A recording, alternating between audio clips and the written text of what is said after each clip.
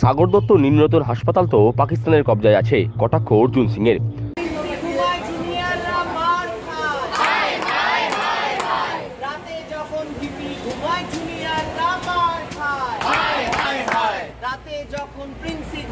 সিস্টাররা মার খায়, রাতে যখন প্রিন্সি ঘুমায় সিস্টাররা মার খায়, নিরাপত্তা পাচ্ছি না ডিউটিতে আর ফিরছি না, নিরাপত্তা পাচ্ছি না ডিউটিতে আর ফিরছি না। কামারহাটি সাগর দত্ত মেডিকেল কলেজ হাসপাতাল এবং কলকাতা নীলরতন সরকার মেডিকেল কলেজ হাসপাতাল পাকিস্তানের কবজায় চলে গেছে। কামারহাটি হাসপাতালে জুনিয়র চিকিৎসকদের ওপর হামলার ঘটনার পরিপ্রেক্ষিতে এভাবেই কটাক্ষ করলেন ব্যারাকপুরের প্রাক্তন সাংসদ অর্জুন সিং। শনিবার তিনি বলেন, মমতা ব্যানার্জি সরকারের প্রশাসন পুরোপুরি ব্যর্থ, বাংলায় সাধারণ মানুষের কোনো নিরাপত্তা নেই। তার কটাক্ষ, সাগর দত্ত এবং নীলরতন হাসপাতাল তো পাকিস্তানের কবজায় চলে গেছে, ওখানে তো দেশের আইন লাগু হয় না। ওই দুই হাসপাতালে পাকিস্তানের নিয়মকানুন চলে, স্বভাবতই ওই দুটি হাসপাতালে চিকিৎসকদের নিরাপত্তা নেই। তার দাবি, রাজ্যের পুলিশের অবস্থা অত্যন্ত শোচনীয়। পশ্চিম বাংলার মমতা ব্যানার্জি সরকারের অ্যাডমিনিস্ট্রেশন 0/0 হয়ে গেছে। ডক্টরদের কেন, সাধারণ মানুষের নিরাপত্তা নেই। আর সাগর দত্ত তো ছেড়ে দিন, সাগর দত্ত আর নীলরতন তো পাকিস্তানে কবজায় আছে, ওখানে তো ভারতবর্ষে আইন লাগু হয় না। আপনি কোন জায়গায় আছেন? ওখানে তো পাকিস্তানের নিয়ম কানুন চলে, যে ক্ষমতাশালী থাকবে সে ধরে পেটাবে। ওখানে কোনো ডাক্তার নিঃশ্বাস নিতে পারে? কারো কোনো ওদের নিরাপত্তা আছে? এই জায়গা তৈরি হয়ে গেছে সাগর দত্ত, আরজি কর, এসএস ক্যাম্প, এইসব জায়গাতে এই জায়গা তৈরি হয়ে গেছে। আগামী দিন আরো দেখুন না কি কি হচ্ছে। পুলিশ সামনে ছিল, কিন্তু পুলিশ কি হয়? পুলিশের অবস্থা তো মানে কি বলা যাবে, পুলিশের অবস্থা ওরকম ছাগলের হয়ে গেছে কি একটা ছাগলকে বেঁধে দিচ্ছে আর কাসাই বসে আছে, একটা কেটেছে আর ছাগল দেখছে কি আমিও 10 মিনিটের মধ্যে কাটা হব। পুলিশের অবস্থা সেই হয়ে গেছে। প্রসঙ্গত, শুক্রবার সন্ধ্যায় কামারহাটি সাগর দত্ত হাসপাতালে রোগী মৃত্যুর ঘটনায় চরম উত্তেজনা ছড়ায়। শ্বাসকষ্টজনিত সমস্যা নিয়ে চিকিৎসা করাতে আসা এক রোগীর মৃত্যু হয়েছে। চিকিৎসায় গাফিলতির অভিযোগ তুলে চিকিৎসক ও নার্সদের ওপর হামলা চালানোর অভিযোগ উঠেছে মৃতার পরিবারে লোকজনের বিরুদ্ধে। সেই ঘটনার প্রতিবাদে এবং নিরাপত্তার দাবিতে কর্মবিরতি জারি রেখেছেন জুনিয়র চিকিৎসকরা।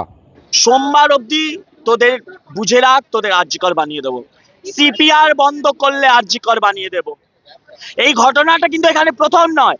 1 সেপ্টেম্বরের রাতেও পিডিয়াট্রিক্স ডিপার্টমেন্টের বাইরেও একই ঘটনা ঘটেছিল, মারামারি হয়নি, কিন্তু তখন বলেছিল নিজের কাজ কর ভেতরে গিয়ে, নালে আরজিকর করে দেব। একটা সমাজে এত বড় একটা ঘটনা ঘটে গেল, যেখানে ডাক্তার ছাড়া, আমি তো এই সমাজের অংশ, এই সমাজ হয়ে আমার লজ্জা, আমার যে আমার সমাজের একটা মেয়ে, আমার রাজ্যের একটা মেয়ের সাথে এরম ধর্ষণ হয়ে গেল। আমি চাইবো যে সেই মেয়েটা বিচার পেয়ে এই ঘটনাটা আর কারোর সাথে যাতে না ঘটে। আমি আমার মুখে এই ঘটনাটার ব্যাখ্যা করতে গেলে আমার গায়ে কাঁটা দিয়ে দেয়। ওই ঘটনাটার ব্যাপারে ভাবলে আমার ঘুম উড়ে যায়। সেখানে আজকে কয়েকজনের এরম স্পর্ধা হয়ে গেছে যে তারা সেই ঘটনাকে উদাহরণ বানিয়ে আমাদেরকে থ্রেট দিচ্ছে যে আরজিকর বানিয়ে দেবো। এইটা তো সমাজের লজ্জা।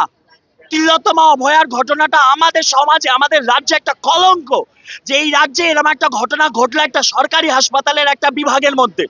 এটা প্রশাসন, আমাদের সমাজ হিসেবে সবার লজ্জা। আমরা তো ভেবেছিলাম যে এইটাকে এইভাবে উদাহরণ বানানো হবে যে এরপর কোনো মেয়ের সাথে যদি এটা হয়, সে কেউ ভাবতে পারবে না কোনো মেয়ের সাথে এটা করার কথা।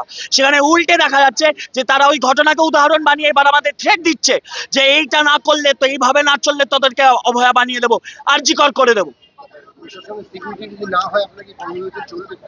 আমরা, আমাদের একটাই দাবি, নো সেফটি নো ডিউটি। আমি মার খেতে হাসপাতালে আসিনি, আমি পড়াশোনা করতে এসেছি। আমার মতো লোকজন পড়াশোনা করে সরকারকে বন্ড ব্যবস্থা, আমরা বন্ডে আছি। সরকার আমাদেরকে বলে দিয়েছে 3 বছর তুমি আমায় ছেড়ে কোথাও যেতে পারবে না। আমরা ওই ডিউটি করতে এসেছি। আমার ভাই বোনরা যারা মার খেয়েছে তারা পড়াশোনা করতে এসছে, হাসপাতালে কাজ করতে এসে আমরা মার খেতে আসি। আমি হাসপাতালে আমার কাজ করতে এসেছি, আমি হাসপাতালে পেশেন্ট বাঁচাতে এসেছি।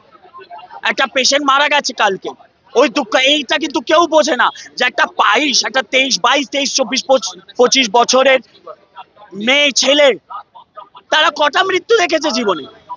তাদের সামনে একটা পেশেন্ট যাকে ওরা বাঁচাতে পারে না, কত রাতের ঘুম কেড়ে যায় তাদের, ব্যাপারটা আমি জানি।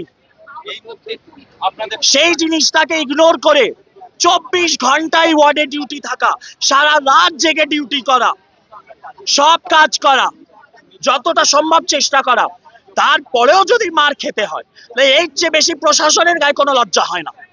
ওদের আজকে লজ্জা হওয়ার দরকার, ওদের আজকে মাথা নিচু হয়ে যাওয়া উচিত যে একটা মেয়ের সাথে 51 দিন হয়েছে ঘটনা ঘটেছে, দিয়ে কালকে আবার এক ঘটনা, এর মাঝখানে এসএসকেএমে ঘটনা ঘটেছে, আরজি করে ভাঙচুর হলো 14 আগস্টের রাতে, রাত দখলের রাতে। এবার তো প্রশাসনের লজ্জায় মাথা নেমে যাওয়া উচিত। আরে সিস্টাররা মার খেলো, পুলিশ শুধু দাঁড়িয়ে দেখলো। আরে সিস্টাররা মার খেলো, পুলিশ শুধু দাঁড়িয়ে দেখলো। আরে জুনিয়র ডাক্তাররা মার খেলো, পুলিশ শুধু দাঁড়িয়ে দেখলো। নিরাপত্তা কেন নাই? আর কত অভয় চাই? নিরাপত্তা কেন নাই? আর কত অভয় চাই? নিরাপত্তা কবে পাবো? আর কত মার খাবো? নিরাপত্তা কবে পাবো? আর কত মার খাবো? নিরাপত্তা কেন নাই? আর কত অভয় চাই?